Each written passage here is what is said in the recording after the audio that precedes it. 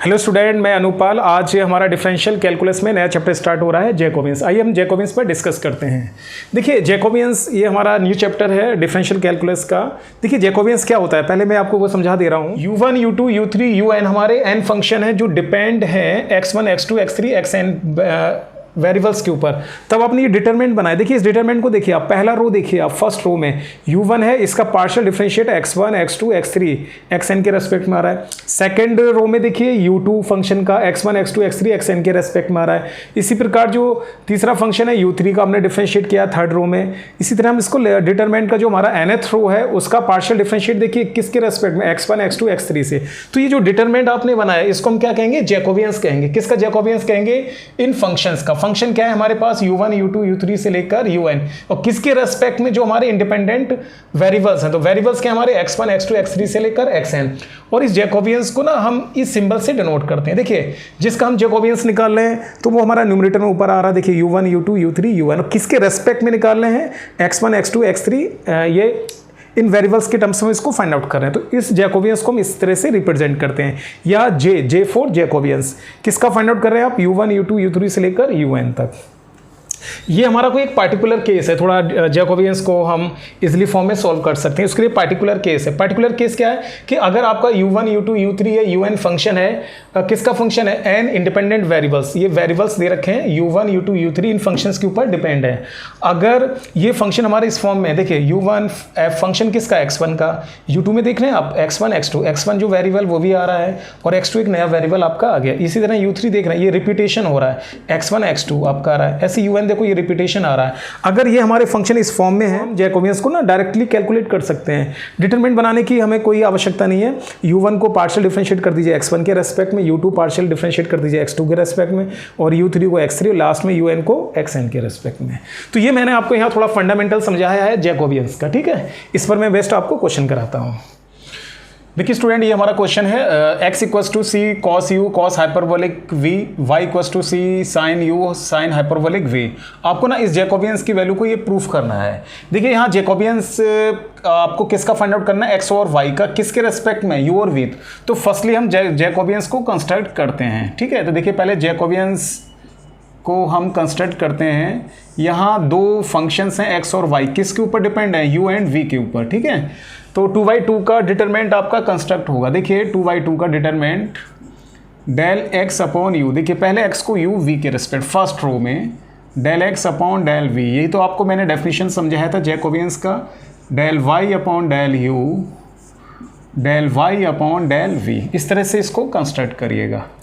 देखिए स्टूडेंट, अब x को ना पार्शियली डिफरेंशिएट करिए आप u के रेस्पेक्ट में। ये आपका x है, u के रेस्पेक्ट में करेंगे, देखिए ये आ रहा है। तो cos u का क्या आएगा, minus sine u cos hyperbolic एसिटीज, क्योंकि ये v का फंक्शन है तो v क्या है हमारा, कांस्टेंट। x को ना v के रेस्पेक्ट में करिएगा c, और cos u cos हाइपरबोलिक का साइन हाइपरबोलिक v, ठीक है ना। cos हाइपरबोलिक का डिफरेंशिएट क्या होता है, साइन हाइपरबोलिक, माइनस नहीं आता इसमें। y का डिफरेंशिएट करिए आप u के रेस्पेक्ट, देखिए ये u है आपका c sine u means cos u और साइन हाइपरबोलिक v। फिर देखिए y को हम v के रेस्पेक्ट में कर रहे हैं तो c, फिर आपका साइन u साइन हाइपरबोलिक का क्या आएगा, cos हाइपरबोलिक v, ठीक है। अब इसको आप कैलकुलेशन के लिए देखिए डिटरमिनेंट को हम सॉल्व करते हैं तो ये आएगा माइनस सी स्क्वायर और sine U cos hyperbolic square v, ठीक है। ये भी आपका साइन स्क्वायर u माइनस, फिर देखिए आप c square cos square u sine hyperbolic square v। अब आप यहाँ देखिए माइनस का सी स्क्वायर आपका कॉमन आ रहा है, और देखिए प्रूफ जो आ रहा है ना वो डबल एंगल में आ रहा है, इसलिए देखिए हमने 4 से मल्टीप्लाई और 4 से मल्टीप्लाई और 4 से डिवाइड। ये क्या है, 4 से मल्टीप्लाई और 4 से डिवाइड, ठीक है स्टूडेंट। 4 से डिवाइड एंड 4 से मल्टीप्लाई, ये क्या है देखिएगा आप लोग,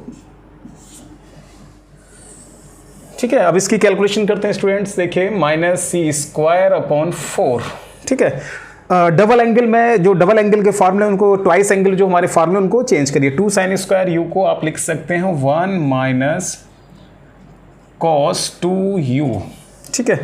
कॉस हाइपरबोलिक स्क्वायर 2v, तो इसको कॉस हाइपरबोलिक 2v प्लस 1, आपने माइनस यहाँ कॉमन लिया तो प्लस, फिर आप देखिएगा 2 cos square u 1 plus cos 2u, और इसको आप लिख सकते हैं कॉस हाइपरबोलिक 2v माइनस 1। इस तरह से हमने इसका मल्टीप्लिकेशन कर लिया, माइनस सी स्क्वायर अपॉन 4। देखिए अब इन दोनों की मल्टीप्लाई कर लीजिए, 1 की मल्टीप्लाई इसमें करिएगा, कॉस हाइपरबोलिक 2v, 1 की मल्टीप्लाई करते हैं प्लस 1, इसकी मल्टीप्लाई इसमें करिए, minus cos 2u cos hyperbolic 2v, इसकी मल्टीप्लाई इस टर्म में करिए, माइनस कॉस 2u। ठीक है, फिर इसका मल्टीप्लिकेशन इसमें करिएगा आप, 1 का करते हैं तो ये आएगा कॉस हाइपरबोलिक 2v, और देखिए स्टूडेंट्स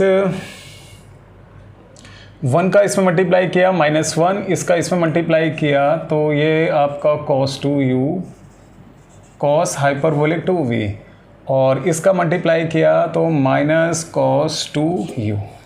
आप लोग देखिएगा 1 से 1 कैंसिल, और ये टर्म आपका कैंसिल, तो माइनस सी स्क्वायर अपॉन 4।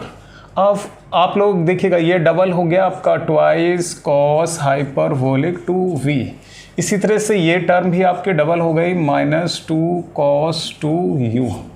ठीक है, माइनस 2 आप यहाँ से कॉमन ले लीजिए, तो देखिए ये जैकोबियंस की वैल्यू आपको ये जो रिजल्ट आ रहा है।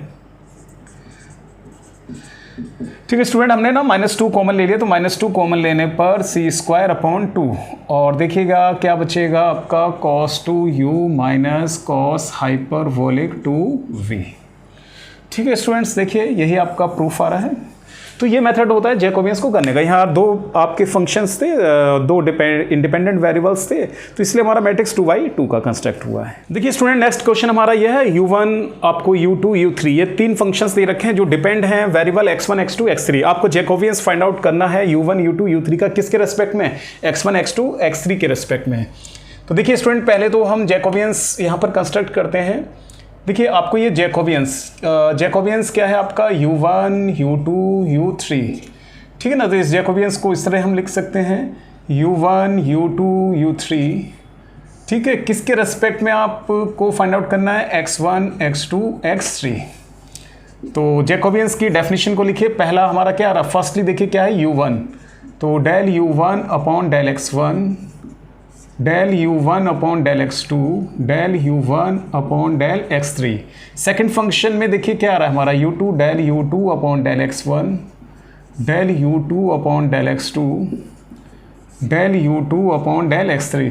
थर्ड में देखिए क्या आ रहा है आपका u3, del u3 upon del x1, del u3 upon del x2, del u3 upon del x3।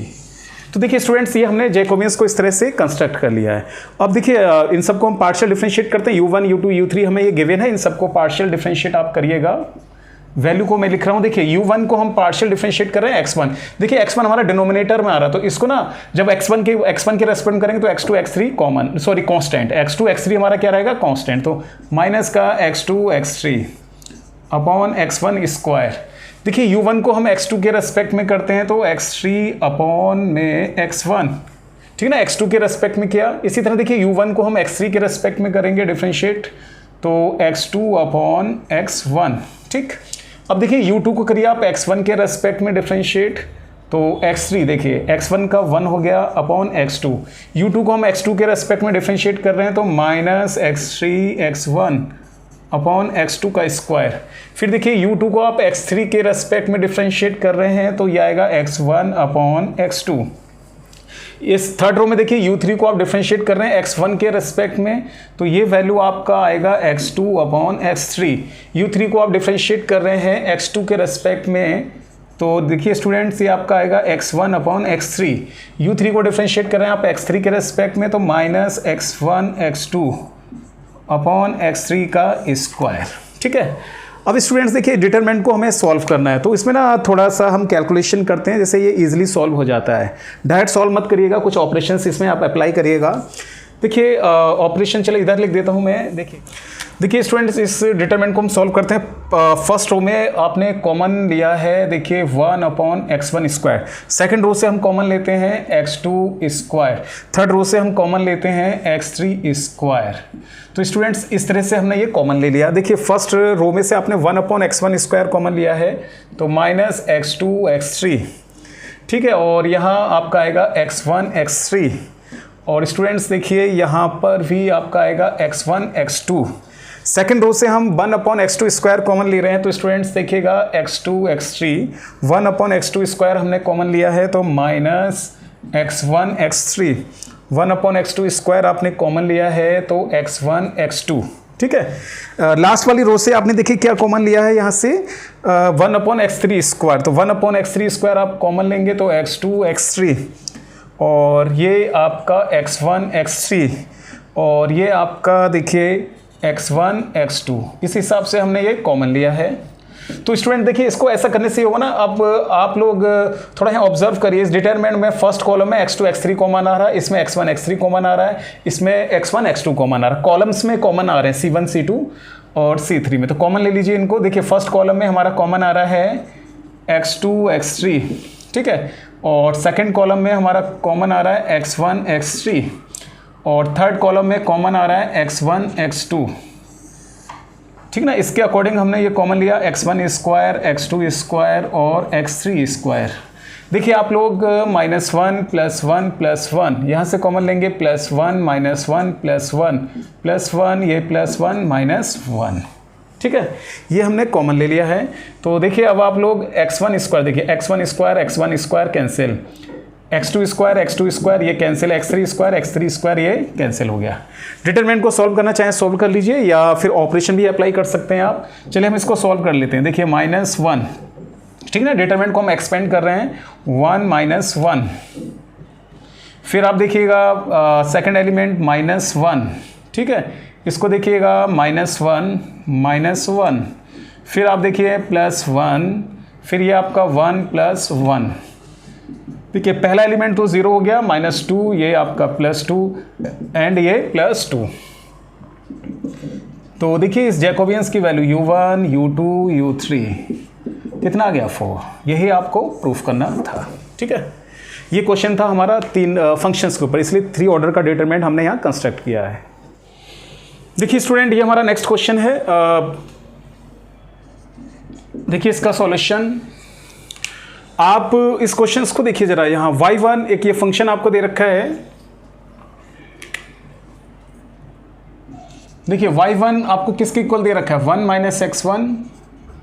y2 की वैल्यू देखिए क्या, x1 - 1 sorry x1 × 1 - x2। y3 की वैल्यू है x1 x2 1 - x3 dash yn x1 x2 dash xn - 1 xn, ठीक है students. ये है हमारी y1 y2 y3 और yn, ये वैल्यूज हमें गिवन है। अब आप जरा इस क्वेश्चन को ऑब्जर्व करिए। y1 किसका फंक्शन आ रहा है, किसके ऊपर डिपेंड है, x1। y2 देखिए x1 एक नया वेरिएबल हमारा आ गया x2, तो y1 x1 और x2 ये जो वेरिएबल था x1 यहाँ रिपीट हो रहा है। y3 देखिए x1 x2 एक नया वेरिएबल क्या आ गया x3। आपका जो रिमेनिंग्स और जो प्रीवियस वेरिएबल्स से x1 और x2 वो यहाँ रिपीट हो रहे हैं। मैंने आपको अभी ना इसमें एक पार्टिकुलर केस बताया था कि जैसे u1 function of x1, u2 function of x1 x2, u3 function of x1 x2 x1 x2 x3, तो उस पार्टिकुलर केस का हम यहाँ यूज़ करेंगे।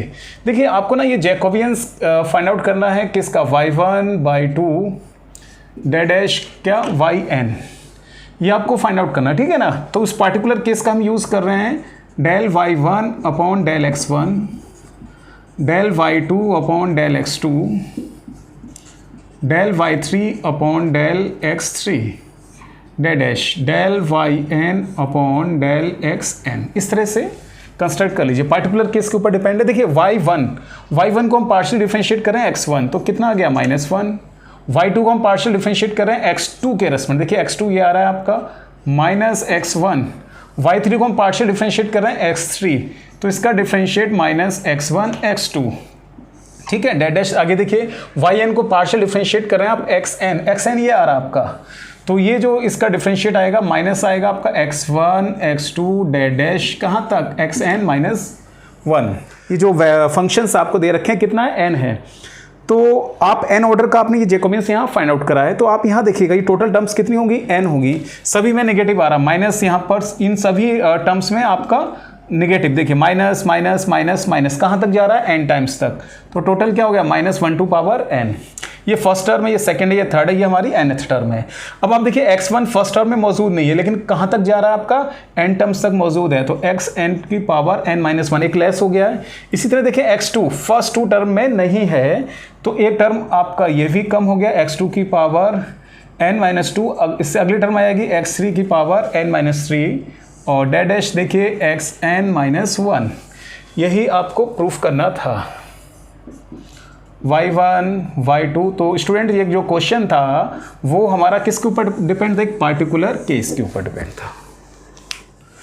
सो स्टूडेंट मैं उम्मीद करता हूँ आप लोगों को आज मेरा ये जैकोबियंस का लेक्चर पसंद आया होगा। अगर आप लोगों को मेरा ये लेक्चर पसंद आया तो प्लीज़ मेरे इस लेक्चर को शेयर करिएगा, लाइक करिएगा और इस पर कमेंट करिएगा। और अगर आप लोगों ने मेरा चैनल सब्सक्राइब नहीं किया है तो प्लीज़ मेरे चैनल को आप सब्सक्राइब कर लीजिए और बेल आइकन को आप प्रेस करिएगा, जिससे ना आपको latest video time to time मिलते रहेंगे।